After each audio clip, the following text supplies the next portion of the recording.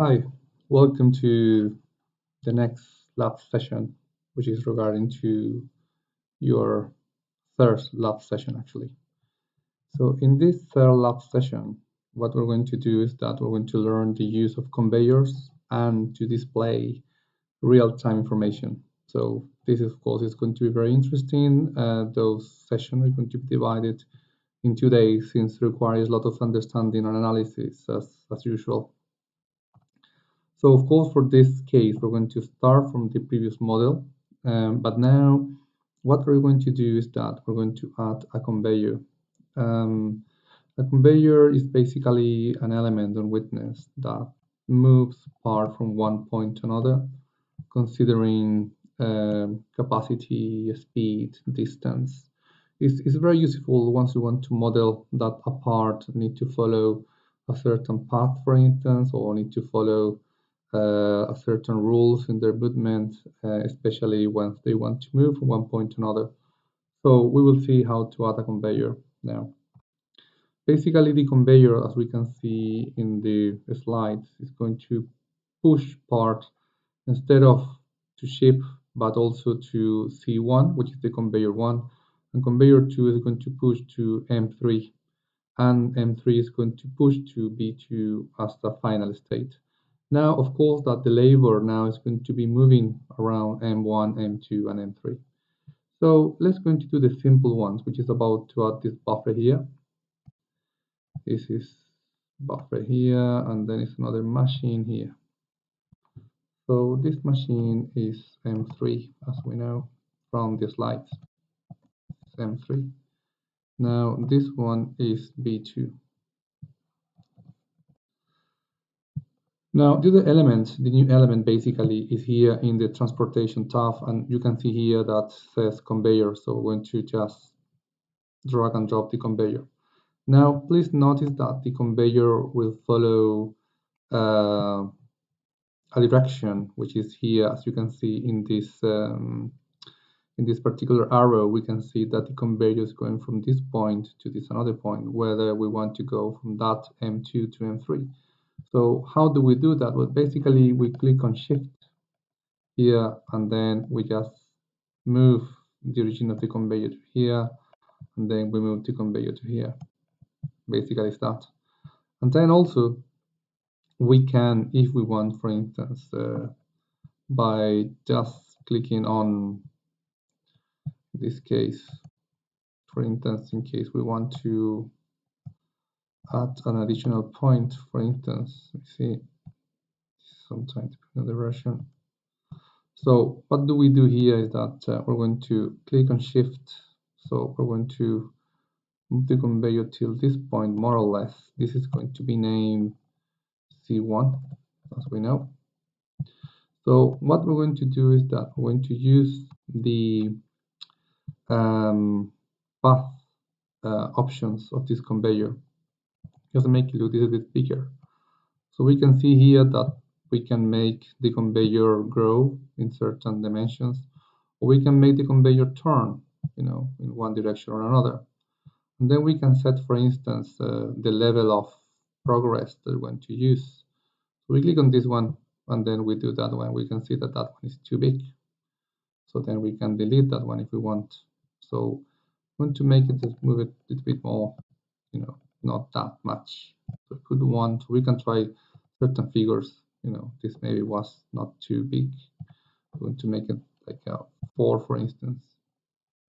And then you see in that way we create that the conveyor grow with this curve if we want. Then if we want to continue here with a line, we just select a particular line from here, let's say 10. Then we click on the add straight, and that's the line. So, but maybe it's too long. So with the Shift, again, we can reduce the length. That's basically how we manage the graphical elements of the conveyor. Now, here, as we know, instead of pushing to ship, so we just double click on the machine 2 output rule, and instead of push to ship, we just need to put to C1. And then basically C1, sorry, is going to push here We can either write it or use the element that we're customized to use. We can put here push to M3. And then M3 is going to, as we know, push to V2. So if we look at the slides to see more or less the detail of this model, we know that this part, this element, the arrival is going to be a weight, which is fine. Then the length is going to be 20. This means that this is all the number of parts that can be in total. And then the index is how long every part is going to take from move from each box, from each element. So we have here 20 elements, so in every box it delays 20. So just about to calculate the time. In the end, basically, conveyors works in that way. So the index time is something that at some point we need to calculate. In this case, we are saying that the time that it takes to every part to move to for each element, which are 20 elements, length in part is going to be 20 minutes. Then this push to here, and as we know, M3 cycle time is 2. And basically the label rule here is label 1. Sorry, to delete that, sorry. It's going to be label 1. And then we click on OK. OK. So that's basically it. So if we simulate this now, I'm going to put the label just in the middle so we can see how it works. So we're just going to add some animation. Let me see if this is correct. Yes, so it's here, there, to the slower, sorry. Add this so then we can see how, you see, we can see that the part is taking a considerable time to move from one because it's taking 20 minutes per 20, which means that it's going to be 400 minutes to move from one point to another. We can see that the clock is moving very fast. So, but this is more or less how the model works. So this is basically what we did. So now in here, what we should do now, well, so we can change the way in how we see M3 if we want to be more concise with the other machines. So in this case, for instance, I'm going to use anyone, nicer ones, of course, so it could be this one. That's it.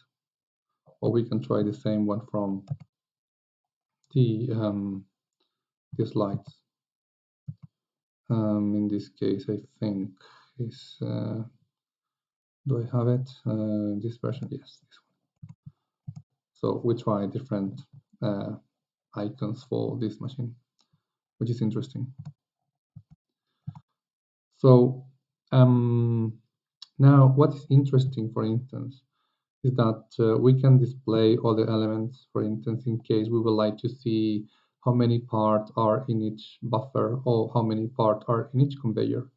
So in order to do so, we just need to right-click over the elements. We click on display.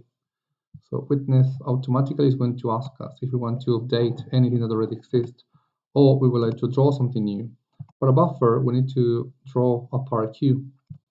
So a part queue, just clicking here, we just put the count or a queue. At the moment, that arrow means that it's a queue, which means that we can see graphically the part. But I want to see a count. I mean, I really want to know how many parts are here.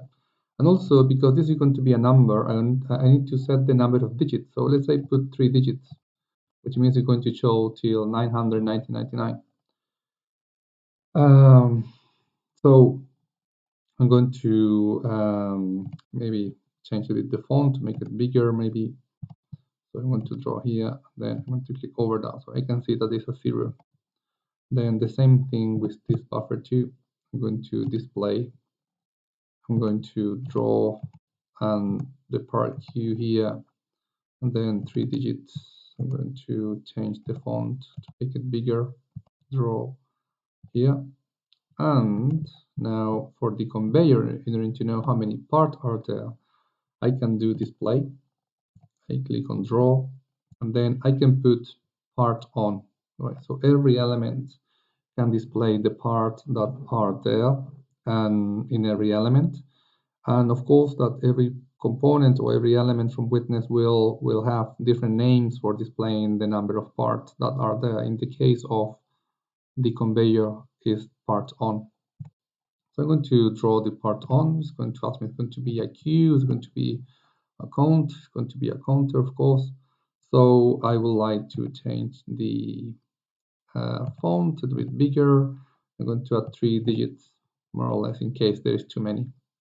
I'm going to draw this just here.